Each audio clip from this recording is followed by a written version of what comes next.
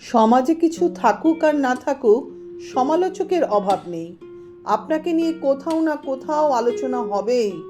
আপনাকে নিয়ে এত হিসেব কষে যে জ্যোতিষীদের মতো বলে দেবে এই সব সমালোচকেরা।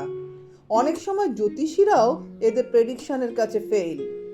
যাকগে সেসব কথা। আপনাকে নিয়ে কেউ বৈঠক করছে মানেই আপনি ঠিক পথে হাঁটছেন। আসলে যারা সমালোচনা করে সেই মানুষগুলো চরম ইনসিকিওর। এরা জানে এরা চাইলেও আপনার মতো হতে পারবে না, তাই আপনাকে দেখলে এদের জ্বলন হয়। এরা তো আপনার মতো হতে পারবে না, তাই আঙুর ফল টক বলেই এরা শান্তি পায়।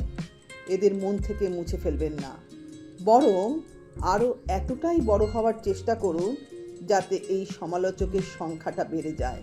জীবনে উন্নতি করে আপনি বরং মিষ্টি আঙুর হয়েই ঝুলুন। বাগানে ভিড় বেড়ে যাক আপনাকে টক বলা শেয়ালদের।